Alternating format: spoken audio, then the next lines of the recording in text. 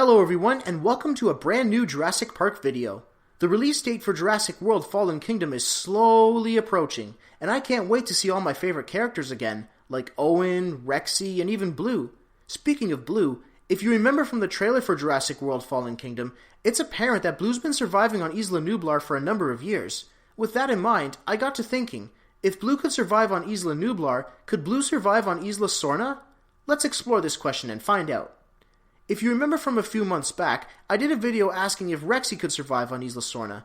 I'm going to reference that particular video a lot, since it essentially covers the same topic and scenarios, just with a different dinosaur as the main focus. So now that I've got that out of the way, let's continue. The first thing that would come to most people's minds is what would Blue do for food? Well, just like in Rexy's case, Blue could live off of the herbivores of Isla Sorna. As we saw in Jurassic World, Blue learned how to hunt prey with her sisters, so there's no issue in Blue knowing how to hunt.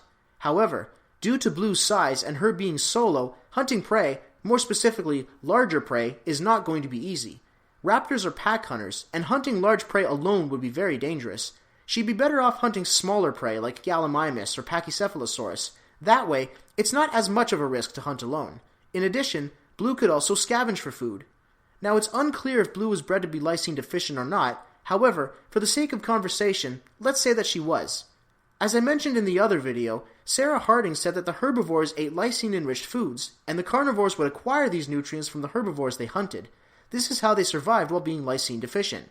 Just like with Rexy, Blue would be okay in regards to having lysine in her diet as long as she ate herbivores that ate lysine as well. And with the massive population of herbivores on Isla Sorna, there'd certainly be no shortage of food for Blue. So now that I've covered what Blue could do for food, I'm going to talk about Blue's potential enemies.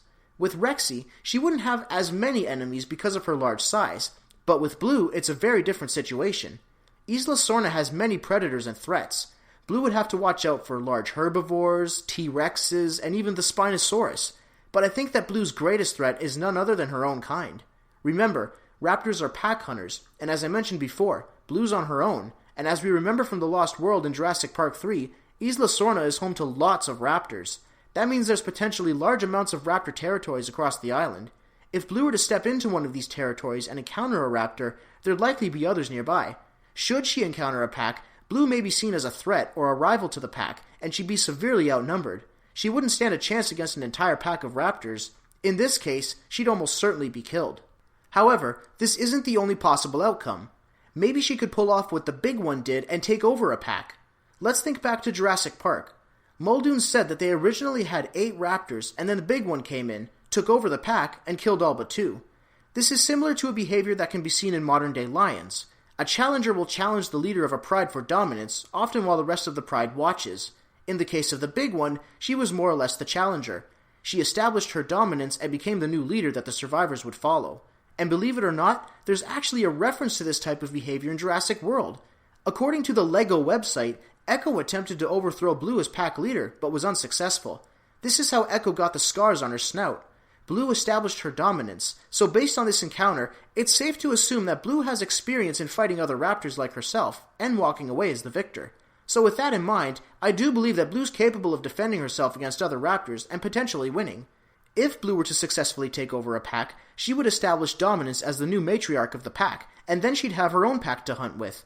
With this pack, she could hunt larger prey, which would provide more food and sustenance. She could be protected by her packmates, and she could secure territory. There's without a doubt strength in numbers, and I think that being part of a pack would be Blue's greatest chance of survival. With all this in mind, let's go back to the original question at hand. Could Blue survive on Isla Sorna? My answer is maybe. She knows how to hunt. She knows how to defend herself. But if there's one thing that Jurassic Park taught us, it's that nature is unpredictable. There's no guarantee of almost any situation. However, despite the odds being stacked against her, I do believe that Blue at least has a chance of surviving. It certainly won't be easy since she's alone and not the biggest of dinosaurs, and her greatest threat lies in raptor packs. But if she succeeds in taking over a raptor pack, she'll have the strength and numbers she'll need to better her chances of survival. But no matter what happens, one thing is for certain. Life, finds a way. Don't forget to check out DinosaurDetector.com, where you can find all kinds of dinosaur merchandise, such as figures, toys, t-shirts, and the aptly named Dinosaur Detector mug. Watch out for ripples. There's something here for any dinosaur lover, and for a limited time, if you go to the website and use the code PRUCHIK, you'll get 10% off your purchase. Every little bit helps. Do you think that Blue could survive on Isla Sorna? How? Or why not? Talk about it in the comments. I love hearing from you guys. Thank you for watching another video by Jeremy James Prutchick. Please check out my other videos, and I'd really love it if you could subscribe to me too. Thanks again, and I'll see you next time.